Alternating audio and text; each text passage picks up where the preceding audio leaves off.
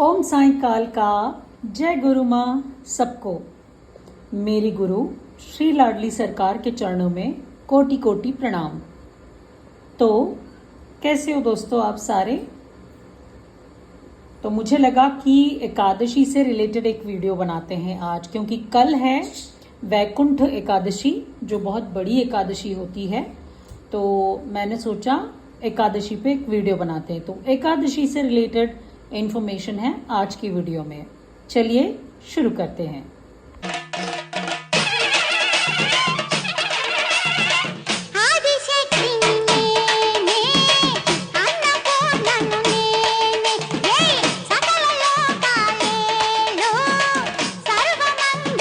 तो एकादशी से रिलेटेड हमारे पुराणों में एक कहानी है, वो हम आपको आज बताते हैं। ऐसा कहा जाता है कि एक बार ब्रह्मा जी के माथे से पसीना निकला और उस पसीने के बूंद में से एक नेगेटिव एनर्जी बाहर आई। आप ऐसे कह सकते हो कि एक राक्षस बाहर आया। ठीक है, तो उसने ब्रह्मा जी से पूछा कि मैं कहाँ रहूं। तो ब्रह्मा जी ने उसको बोला कि तुम एकादशी के दिन अन्न या फिर अनाज में वास करोगे। ठीक है, तो फिर उसने कहा ठीक है, तो मैं एकादशी के दिन जाके अनाज में वास करूंगा। अनाज मतलब दाल, चावल, आटा, गेहूं, ज्वार, ये सब अनाज।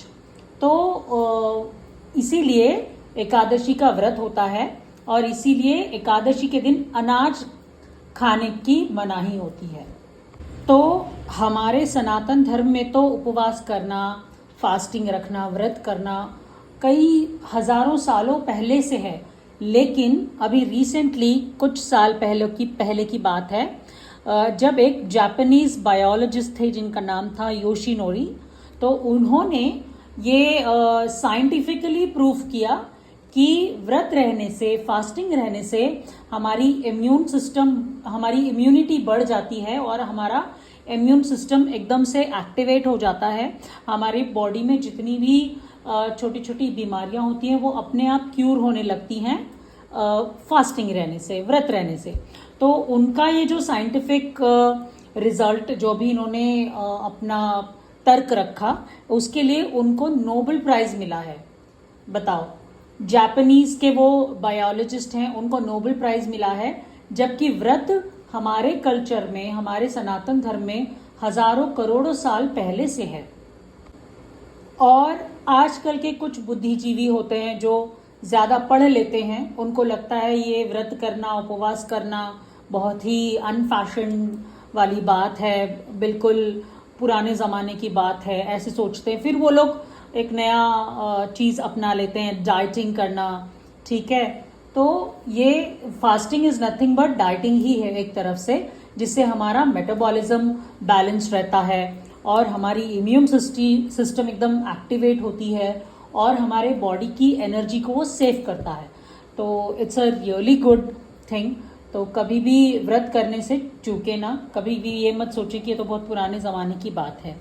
तो अब हम जानेंगे कि एकादशी का व्रत कैसे करना चाहिए और क्या नियम होते हैं, क्या क्या पालन करना होता है एकादशी के व्रत में, वो हम आगे जानेंगे। तो सबसे पहले व्रत कैसे करना है वो जान लेते हैं। एकादशी सिर्फ एक ही दिन का व्रत नहीं होता है, उसमें 3 दिनों का नियम होता है, दशमी, एकादशी और द्वादशी। तो क्या हमें तीनों दिन व्रत रहना है? नहीं, व्रत तो एकादशी का ही होता है, उसके नियम में तीनों दिन आते हैं। कैसे? पहले आपको दशमी के दिन रात को बहुत लाइट खाना खाना है, एकदम पेट भर के नहीं खाना है, थोड़ा सा कम खाने की कोशिश करें दशमी के दिन रात को। और आपको भूशयन करना है, मतलब जमीन पे ही सोना है अगर हो सके तो। अगर आप एजड हैं या फिर आपको हेल्थ रिलेटेड प्रॉब्लम है, बैक पेन है, कमर में दर्द है, ऐसा कुछ है तो आप नहीं करें। ठीक है, लेकिन अगर आपको कोई भी हेल्थ प्रॉब्लम नहीं है, आप अच्छी यंग एज में हो या आप कर सकते हो, आपके अंदर उतनी क्षमता है, तो आप भूशयन करें।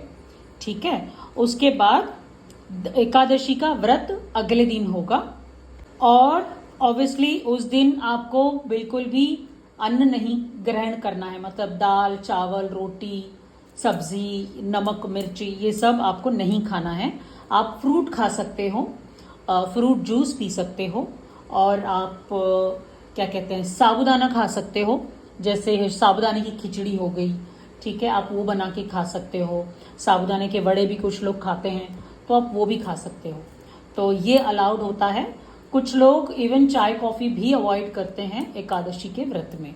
तो इस तरह से आपका एकादशी का सारा दिन का आपका व्रत ऐसे निकलेगा। तो कोशिश करें कि कम ही खाएं, हो सके तो एक ही टाइम खाएं, या फिर आपसे भूख बर्दाश्त नहीं होती है तो आप 2 टाइम खाएं, ठीक है। तो इस तरह से आपको अपनी सेहत का भी ध्यान रखना है और एकादशी का व्रत भी करना है। नेक्स्ट डे, द्वादशी के दिन आपको अपना व्रत खोलना होता है, व्रत तोड़ना होता है। तो उस दिन आप अपने मन चाहा जो भी आप श्री हरि विष्णु जी को, अपने लड्डू गोपाल को, कृष्णा जी को जो भी आप अपनी तरफ से भोग देना चाहें आप बनाएं। दाल, चावल, रोटी, सब्जी, पूरी, हलवा, जो भी आप बना चाहें आप बना के सुबह उनको आप भोग लगाएंगे। सुबह सुबह होगा ये, समझिए 7-8 बजे के समय पे सुबह सुबह आप उनको भोग लगाएंगे, और उनका ही भोग लगा हुआ वो ही प्रसाद आप ग्रहण करके आपका एकादशी का व्रत पूर्ण करेंगे। तो दशमी के रात से शुरू होता है एकादशी का व्रत, और द्वादशी के अगले दिन पे खत्म होता है।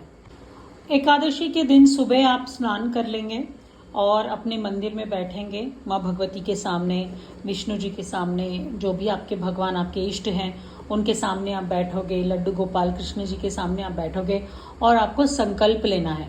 तो संकल्प आप कैसे लेंगे? अपने हाथ में जल लें, और उसमें आप एक पुष्प, एक सिक्का, कुछ चावल के दाने आप उसमें ले सकते हैं। इसमें से कुछ भी जो भी अवेलेबल नहीं है तो भी चलेगा, कुछ नहीं तो सिर्फ जल ही अपने हाथ में ले लें, और आप अपने भगवान के सामने ये प्रण लेंगे। आप उनको बोलेंगे कि हे प्रभु, आज मेरा एकादशी का व्रत है, और आप मेरे साथ चल के इस व्रत को संपूर्ण करवाएं, निर्विघ्न, बिना किसी प्रॉब्लम के, बिना किसी कष्ट के मेरा ये व्रत पूर्ण करवाएं।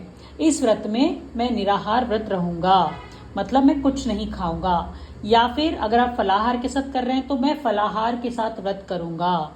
ऐसे करके आप पहले ही संकल्प में ही आप बोल देंगे कि आप व्रत कैसे करेंगे। आप भूखे रहेंगे, एक टाइम साबूदाना खाएंगे, फलाहार करेंगे, फ्रूट के साथ करेंगे, या एक टाइम खाना खा के करेंगे। वैसे तो अनाज अलाउड नहीं होता है, यही एकादशी का सबसे बड़ा रूल है। तो आप खाना तो खा ही नहीं सकते। एक टाइम जैसे साबूदाना खाते हैं लोग, एक टाइम का नमक वाला सिस्टम जिससे होता है कुछ लोगों का, तो आप सुबह ही संकल्प लेने के समय ही आप ये सब कुछ भगवान के सामने बता के उनकी परमिशन लेंगे बेसिकली, कि हे प्रभु, मैं आज अपना व्रत एकादशी का करने जा रहा हूं, और मेरा ये संकल्प है, आप मेरे साथ रहकर मेरे व्रत को सफल कराएं। इस तरह से आप संकल्प लेके भगवान से परमिशन लेके आप अपना व्रत शुरू करेंगे। शास्त्रों के अनुसार एकादशी का व्रत कौन कर सकता है?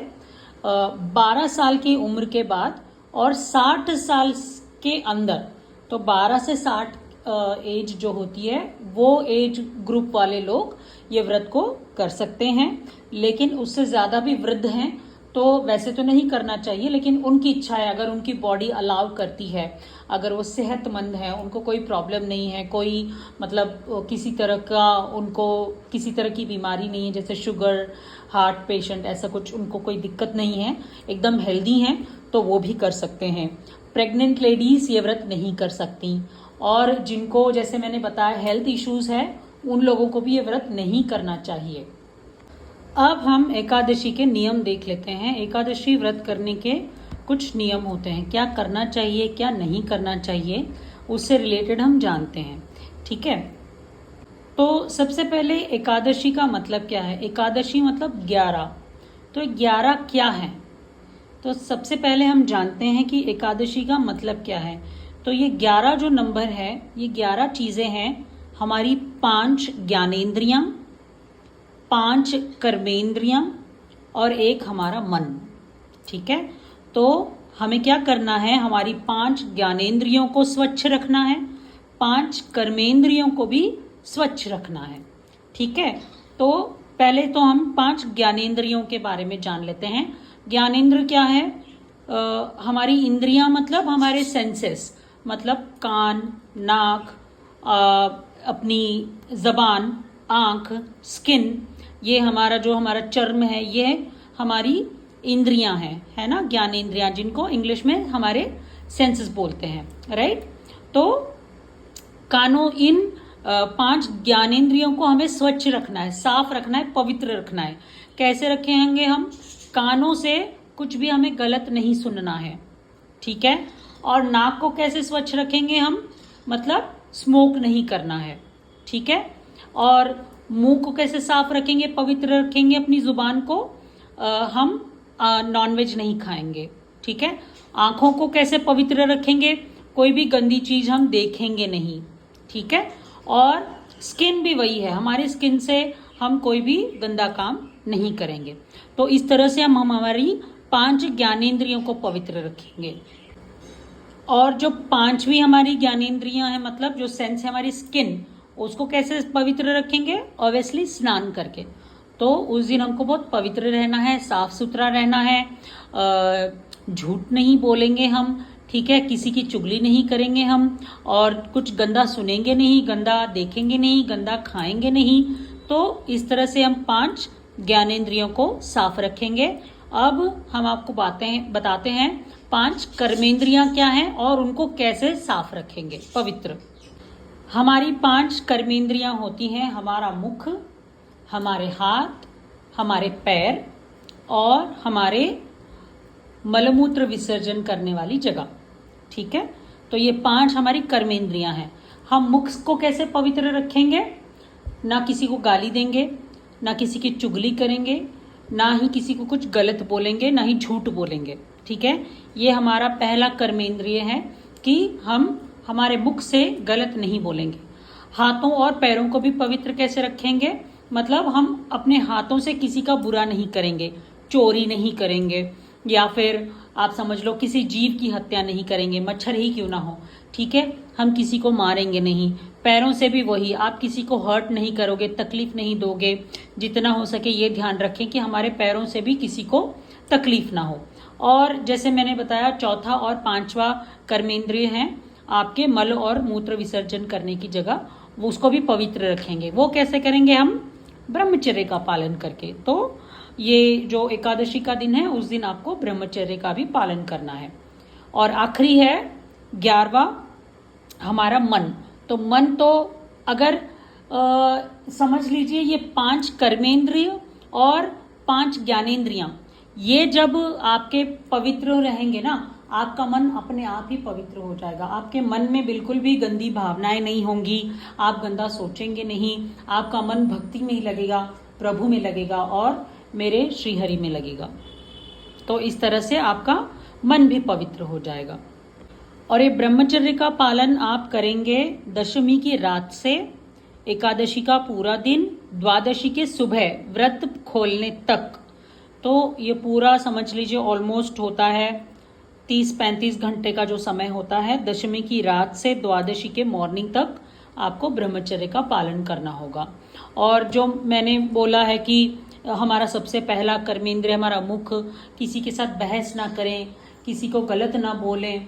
और ये तो एकादशी के लिए ही नहीं, हरदम के लिए ही होता है कि कभी किसी के बारे में गलत ना बोलें। कभी कभी जरूरी हो जाता है, मेरे वीडियोस में आपने देखा होगा कि मैंने कभी किसी को, जब जरूरी होता है तब सुनाना पड़ता है। तो जो लायक होते हैं सुनने के, तो उनको तो सुनाना ही पड़ता है। और हमेशा ऐसे नहीं होता है, कभी कभी होता है। तो कोशिश करें कि जितना हो सके हम किसी के साथ बहस ना करें, ठीक है। ये थे एकादशी के नियम। एकादशी का व्रत कोई भी कर सकता है, जैसे मैंने बताया, छोटे बड़े, जब तक उनकी हेल्थ की कोई प्रॉब्लम नहीं हो, कोई भी कर सकता है। और इवन विधवाएं, ठीक है, और बच्चे बच्चियां, ठीक है, कन्याएं कर सकती हैं, और ब्राह्मण वगैरह तो करते ही हैं। लेकिन कोई भी एकादशी का व्रत कर सकता है, इसमें कोई भी जात पात का कोई नियम नहीं है। तो कोई भी एकादशी का व्रत करता है। हर महीने की 2 एकादशी होती हैं। इस तरह से अगर आप नियम बना लें, हर एकादशी को इस तरह से अगर आप फॉलो करके करेंगे 1 साल, ठीक है, तो पूरे 24 एकादशियां हो जाएंगी। हर महीने के 2, 12 महीने के 24। तो ऐसे 24 एकादशी को आप अगर कर लें तो इतना बड़ा फल होता है। श्री विष्णु जी और महालक्ष्मी का इतना बड़ा आशीर्वाद मिलता है, आपके घर में कभी भी धन धान्य की कमी ही नहीं होगी।